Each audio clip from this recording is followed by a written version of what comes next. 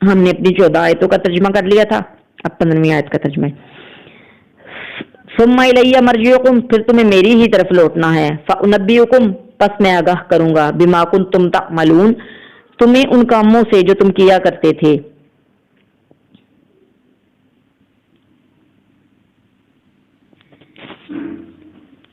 اس سے پچھلی آیت میں وَاتَّبِعْ سَبِیلَ مَنْ أَنَابَ إِلَيَّ، اور اس کی پیروی کرو جو راستہ میری طرف تمہیں مائل کرتا ہے، کہ اللہ تعالیٰ دین حق پر ہمیں بھی چلنے کی توفیق عطا فرمائے۔ اور آگے اللہ تعالیٰ فرماتا ہے کہ کسی کے ساتھ حسن حلق کا مظاہرہ کرنا، ہمدہ پیشانی سے پیش آنا، مروت اور احسان کرنا، اطاعت و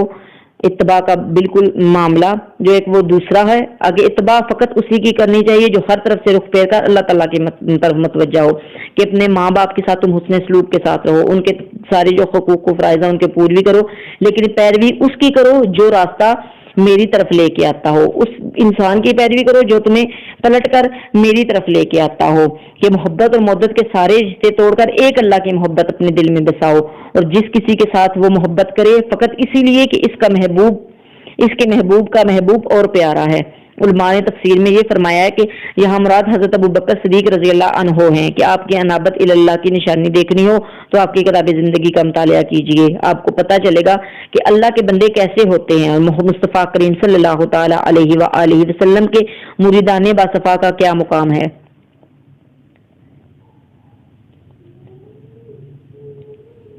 اللہ تعالیٰ ہمیں بھی ان لوگوں کی پیروی کرنے کی سعادت نصیب فرمائے، اور اب تعالیٰ جو ہے وہ اپنی یاد سے، اپنے ذکر سے اور اپنے محبت سے ہمیں ہر وقت سرشار رکھے۔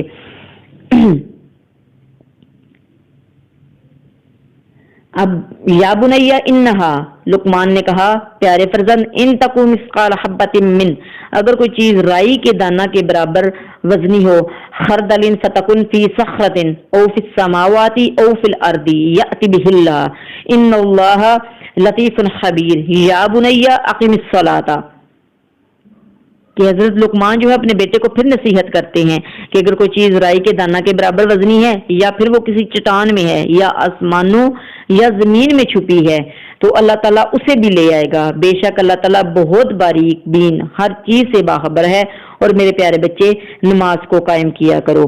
کہ حضرت لقمان کی جو نصیحت کا سلسلہ ہے وہ پھر دوبارہ سے شروع ہوتا ہے، کہ پہلے وہ اپنے بیٹے کو شرک سے باز رہنے کا حکم دے رہے تھے، اب وہ اسے اللہ تعالیٰ کے علم محیط اور قدرت کاملہ کا درس دے رہے ہیں، کہ رائی کے دانہ کی کیا حقیقت ہے، سامنے رکھو، دن کی روشنی بھی ہو پھر بھی وہ قریب سے ہی نظر آتا ہے، لیکن اتنی باریک چیز اگر پتھر کی کسی چٹان میں ہو،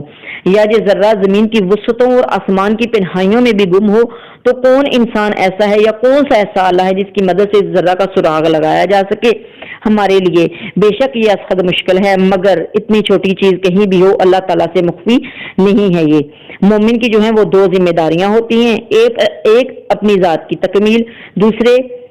دوسروں کی صلاحیتوں کی حد الوسع نشر ما۔ اپنی ذات کی تکمیل کے لیے وہ اپنے بیٹے کو حکم دے رہے ہیں کہ نماز کو صحیح ادا کرو، وَأْمُرْ بِالْمَعْرُوفِ وَأَنْهَ عَنِ الْمُنْكَرِ، اور دوسروں کی تربیت اور تکمیل کے لیے امر بالمعروف اور امر نہی عن المنکر کا حکم دیا جا رہا ہے۔ وَاصْبِرْ، اور صبر کیا کرو، عَلَىٰ مَا أَصَابَكَ إِنَّ ذَلِكَ مِنْ عَزْمِ الْأُمُورِ، ہر مصیبت پر جو تمہیں پہنچے بے شک یہ بڑی ہمت کا کام ہے، کہ اپنے نفس کی اصلاح بھی جو ہے وہ کوئی چھوٹا کام نہیں ہے۔ صبح و شام اپنی خواہشات سے برسر پیکار رہنا، نفس کی سرکشی اور غفلت پر اسے ہر وقت جھڑکتے رہنا بڑے دل گردے کا کام ہے، اس لیے بڑے صبر اور حوصلہ کی ضرورت ہے۔ اسی طرح ان لوگوں کو جو نیکی سے کوسوں دور ہیں، تقوی و پارسائی کی راہ سے عمر بھر گریزا رہے ہیں، ان کے دلوں میں نیکی کی الفت پیدا کرنا، انہیں طغیان و عصیاں کی زندگی سے باز رہنے کا حکم دینا ہر کس و ناقص کے بس کا روگ نہیں ہے، تان و تشنی کے تیروں سے گائل ہونا پڑتا ہے، مالی خساروں جسمانی اذیتوں کو برداشت کرنا پڑتا ہے، کبھی کبھی جان کی بازی لگانی پڑتی ہے، اور اب تعالیٰ فرماتا ہے یہ مرحلہ صبر و استقامت کے بغیر طے نہیں کیا جا سکتا۔ اس لیے حضرت لقمان اپنے فرزند دل بند کو تکمیل ذات اور اصلاح معاشرہ کی جو ذمہ داری قبول کرنے کے بعد صبر کا دامن مضبوطی سے پکڑنے کی تلقین فرما رہے ہیں، کہ یہ راہ بڑی جانگوداز کٹھن ہے، مردان پاک باز اس پر گامزن ہو سکتے ہیں۔ کہ انہوں نے پہلے اپنے بیٹے کو نصیحت کی کہ شرک نہ کرنا، کیونکہ یہ بہت بڑا ظلم ہے۔ اس کے بعد وہ اپنے بیٹے کو اللہ تعالیٰ کی حکمت و دانائی کے بارے میں بتاتے ہیں کہ رب تعالیٰ جو ہے وہ ہر چیز پر قادر ہے۔ اس کے بعد وہ اپنے بیٹے کو حکم دیتے ہیں کہ نماز قائم کرو اور لوگوں کو نیکی کا حکم دو اور برائی سے روکو، اور تبلیغ کے سفر پہ جب چلو تو وہ اپنے بیٹے کو حکم دیتے ہیں کہ صبر کا دامن جو ہے وہ اپنے ہاتھ سے مت چھوڑنا، کیونکہ یہ بہت ہی راہ گزر جو بہت ہی خطرناک گزر ہے کہ جب آپ تبلیغ کرنے نکلتے ہو، اسلام کی دعوت دینے نکلتے ہو، تو آپ کو بہت سے مشکلات کا سامنا کرنا پڑتا ہے، بہت گھٹن راستوں پہ چلنا پڑتا ہے، لوگوں کے تانے اور تازیانے بھی سننے پڑتے ہیں، لوگوں کی مخالفت بھی برداشت کرنی پڑتی ہے۔ تو حضرت لقمان جو ہیں وہ اپنے بیٹے کو نصیحت کر رہے ہیں کہ میرے بیٹے جب اس سفر پہ چلو گے تو صبر کے ساتھ چلنا، ہر چیز کو خندہ پیشانی کے ساتھ برداشت کرنا، کیونکہ یہ ایسی راہ گزر ہے کہ جس کے اوپر صرف 90 جو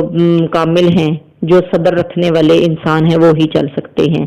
اور اب تعالیٰ سے دعا ہے کہ اللہ تعالیٰ ہمیں بھی ان اولیاء کاملین کے نقش قدم پہ چلنے کی توفیق عطا فرمائے، اور ہمیں جو دین کی تبلیغ کا بیڑا رب تعالیٰ نے ہمارے ذمے لگایا ہے، اس کو بھی صبر اور شکر کے ساتھ اور خندہ پیشانی کے ساتھ اپنے مقام پر پہنچانے کی توفیق عطا فرمائے۔ وما علینا الا البلاغ المبین۔